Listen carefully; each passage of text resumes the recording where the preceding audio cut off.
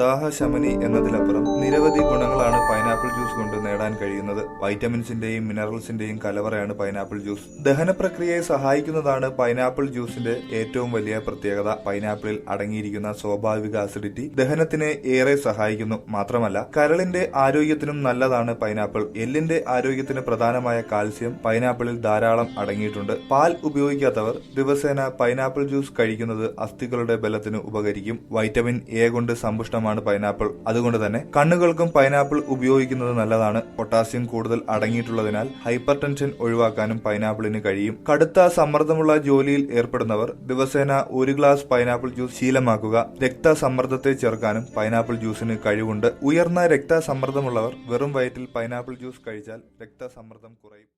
കൂടുതൽ ആരോഗ്യപരമായ അറിവുകൾ ദിവസവും നിങ്ങൾക്ക് ലഭിക്കുവാൻ ഈ ചാനൽ സബ്സ്ക്രൈബ് ചെയ്യുക.